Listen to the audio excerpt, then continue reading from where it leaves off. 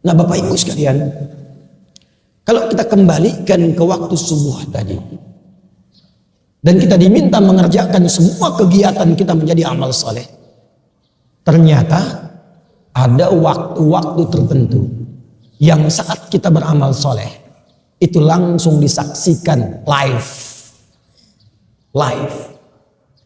Semua amal kita live, Allah menyaksikan. Tapi yang ini itu langsung turun perintah Allah. Bahkan malaikat yang bertugas di waktu khusus malam, yang bertugas di waktu khusus siang, itu demi adanya waktu ini yang diistimewakan oleh Allah, itu semua langsung kumpul di waktu itu. Kapankah waktu itu? Nabi menyebutkan ada 2 waktunya. Ada berapa waktunya? 2. Sebentar. Kita belajar waktu dulu dalam Quran ya. Belajar waktu dulu. Mau pilih mana?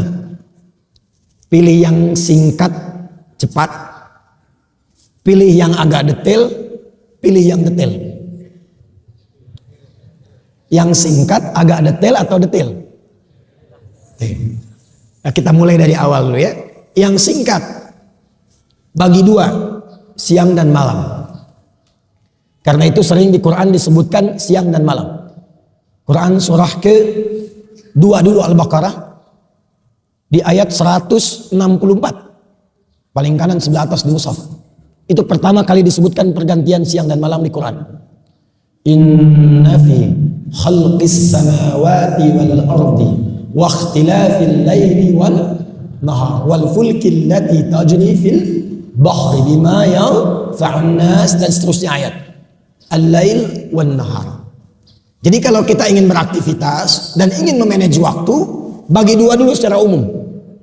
Apa yang dikerjakan di siang, apa yang dikerjakan di malam. Nah, batas siang, batasnya itu dari subuh ke maghrib. Saya ulang ya, dari mulai subuh ke maghrib. Jadi dibuka di subuh, berjalan di siang, masuk ke maghrib. Itu batasnya. Jelas? Baik, jadi kalau subuh kita buat pembuka, mulainya masuk ke waktu siang dari duha ke zuhur sampai dengan ke maghrib. Antara zuhur dengan maghrib yang tengah-tengah apa? Saya ulang, antara zuhur dengan maghrib yang tengah-tengah apa? Asar. Itu yang dimaksud Nabi dengan waktu pertengahan di siang hari. Jelas? Ada waktu pertengahan di siang hari, antara siang menuju ke maghrib, tengah-tengahnya asar. Itu yang dimaksud di Al-Bukhari nomor hadis 555, di hadis Muslim nomor hadis 632. Yata'aqabuna fikum malaikatun bil laili wa malaikatun bin nahari yajtami'una fi salatil asri. Karena itu tafsir ulama pada surah Al-Baqarah ayat 238 tentang salatul wusta, salat pertengahan, itu salat asar. Tafsir pertamanya. Yang kedua adalah waktu malam nanti. Malam ke siang, diambil tengahnya. Pembukanya apa? Dari mulai isya. Karena maghrib itu pembatas. Kemudian mulai ke isya. Sampai nanti muncul siang kembali. Siangnya masuk ke zuhur. Antara isya ke zuhur, tengah-tengahnya ada apa? Antara isya ke zuhur, tengah-tengahnya ada apa? Subuh. Maka tafsir yang kedua, ada waktu pertengahan, langsung disebutkan oleh Nabi, begitu pentingnya, sampai malaikat malam berkumpul, malaikat siang berkumpul. Di waktu pertengahan ini, wa fi sholati subhi, di waktu subuh. Hanya menarik begini, ada beda antara asar dengan subuh, keistimewaannya. Ada yang sama-sama dimiliki, jadi sama-sama antara subuh dengan asar. Ada yang hanya dimiliki subuh saja, asar tidak. Apa yang sama-sama dimiliki? Teruskan hadisnya. Perhatikan hadisnya. Yajtami'una fi salatil asri wa salatil fajri. Maka para malaikat itu berkumpul menyertai orang-orang yang sholat di waktu asar. kemudian berkumpul pula menyertai hamba-hamba yang ada di waktu fajar subuh. Atau kama qala Rasulullah sallallahu alaihi wasallam, summa yas'aluna ila as-sama'. Kemudian mereka langsung kembali naik ke langit. Lalu diuji oleh Allah untuk dikonfirmasi bahwa malaikat itu menunaikan tugasnya dengan benar. Kaifa taraktum ibadi? Kata Allah, bagaimana keadaan hambaku ketika kalian tinggalkan tadi? Allah sudah tahu. Karena Allah Maha tahu. Hanya ingin menunjukkan kepada kita bahwa malaikat tidak pernah menyembunyikan apapun. La ya'sunallaha ma amarahum wa yaf'aluna ma yu'marun. Sekaligus mengonfirmasi apa yang Allah perintahkan ke malaikat keluar sama di lisan para malaikat. Apa kata para malaikat? Ya Rabbi, atau bima ma'na kama qala Rasulullah sallallahu alaihi wasallam. Taraknahum wa hum yusallun. Kami tinggalkan hamba-hambamu itu. Kami sertai, kami tinggalkan. Tadi mereka telah menunaikan sholat. Dan ketika malaikat melaporkan itu secara live, waktu asar dan waktu subuh, hamba yang disertai itu sedang sholat, maka Allah kemudian, perhatikan ini yang paling penting, menegaskan pemberian rahmat dan ampunannya kepada hamba yang tengah menunaikan sholat yang dilaporkan oleh malaikat itu. Karena itu sholat subuh itu penting. Sholat asar itu penting. Karena itu termasuk waktu yang paling gratis ketika digunakan yang bisa mendatangkan rahmat Allah Subhanahu wa taala. Dan pada saat itulah malaikat mengaminkan apa yang dimintakan oleh hamba-hamba itu. Langsung mengaminkan. Sedangkan hadis lain mengatakan, "Faman wafaqa ta'minuhu ta'minal malaikati, ghufira lahu ma taqaddama min dzambi." Yang aminnya bersamaan dengan malaikat, minta diaminkan. Atau dalam sholat kita amin, malaikat amin, langsung dapat bonus. Bukan hanya dikabulkan doanya, tapi langsung mendapatkan ampunan Allah Subhanahu wa ta'ala. Jadi keutamaan waktu subuh itu yang pertama, mempercepat datangnya ampunan Allah Subhanahu wa ta'ala. Maaf, pilih mana? Dapat harta 100 miliar atau dapat ampunan Allah? Tak ada yang ketiga, cuma dua saja ini. Dapat harta 100 miliar atau dapat ampunan Allah? Pilih mana? Oh, masa suaranya lemah sekali. Ampunan Allah. Oh, ini tidak pede, ini ada sesuatu itu. Ingin ampunan Allah tapi sekarang kok mohon maaf tuh. Ada yang meninggalkan Jumat karena ngejar proyek. Ada yang bahkan bekerja yang pekerjaannya bersamaan dengan waktu sholat. Padahal dia tahu dalam sholat bisa mendatangkan rezeki. Subuh itu spesial. Spesial. Karena itulah langsung disebutkan dalam Al-Quran, Allah menegaskan tentang keutamaan ini. Quran surah 17 ayat 78. Aqimis salata liduluki syamsi ila ghasaqil laili. Tunaikan salat dengan benar dari mulai tergelincir matahari. Zuhur dulu disebutkannya sampai ke malam tiba, sampai ke isya. Zuhur, asar, maghrib, isya. Ini standar. Tapi subuh diakhirkan. Subuh urutannya diakhirkan. Wa qur'anal fajr. Inna qur'anal fajri kana mashhuda. Perhatikan. Yang 4 disebutkan sholat.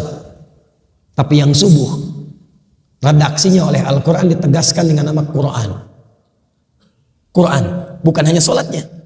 Ternyata yang penting di waktu subuh, itu bukan hanya sholatnya, tapi semua bacaan yang disampaikan di waktu subuh, langsung dipersaksikan. Kalau doa dikabulkan, kalau istighfar diampuni, kalau minta rahmat diberikan. Itu subuh.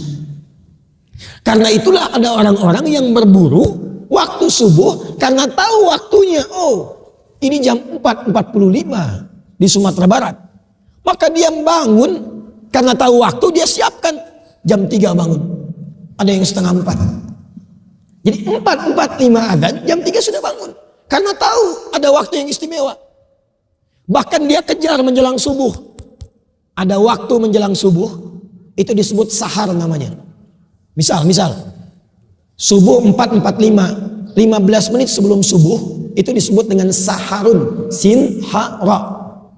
Jamaknya disebut dengan ashar. Ini, di sini saya mau berikan rahasia. Tapi ini di antara kita saja. Jangan bilang-bilang ya. Di sini aja. Ya. Bu.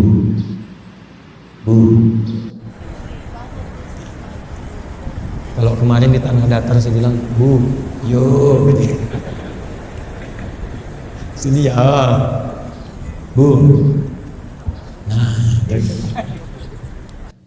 Nampak lah minangnya. Waktu sahar, waktu ashar, itu diistimewakan oleh Quran dengan satu amalan yang bila itu dikerjakan bahkan disifati oleh Quran sebagai penghuni taman surga yang sedang beraktivitas di bumi. Jadi ada calon penghuni taman surga, Jannatun Uyun, sedang beraktivitas di bumi. Dia tinggal nunggu meninggalnya aja untuk pulang. Salah satu aktivitasnya apa? Dia sering beristighfar di waktu sahar. Itu ada di Quran surah 51 Adz-Dzariyat di ayat ke-18. Wabil ashari hum yastaghfirun. Dan mendekat ke waktu subuh, mereka ingin duluan mengejar rahmat Allah berupa ampunan Allah Subhanahu wa taala. Karena hadisnya qudsi. Hadis qudsi. Yanzilu Rabbuna tabaraka wa ta'ala fi thuluthil akhir minal lail. Fayaqulu ya ibadi. Itu setiap datang waktu sahar, Allah menyampaikan, hei hamba-hambaku, siapa yang minta, aku berikan. Siapa yang berdoa, aku kabulkan. Dan siapa yang memohon ampunan kepadaku, famanistaghfara liya ghafartu lah, aku ampuni sekarang dosa-dosanya. Apa rahasia yang ingin saya bagi? Begini, Bu, Ibu kalau saya beri pilihan, Ibu pilih mana? 1 miliar atau kalimat istighfar? Betul. Awas nanti dimarahi bapak pulang dari sini. Kenapa kau ambil 1 miliar? Kalau ada pilihan, termasuk dunia dan seisinya, pilih istighfar. Pilih istighfar. Karena kemuliaannya 2. 1, istighfar itu memberikan jaminan langsung dari Allah kepada kita untuk menjadikan semua yang Allah titipkan kepada kita semua berkah dan bernilai baik. Yang kedua, istighfar itu cara paling cepat untuk mengabulkan doa. Semakin tinggi orang istighfar, terbiasa dengan istighfar, naik kendaraan, di kendaraan dia istighfar, latihan terus, dan terbiasa dengan itu.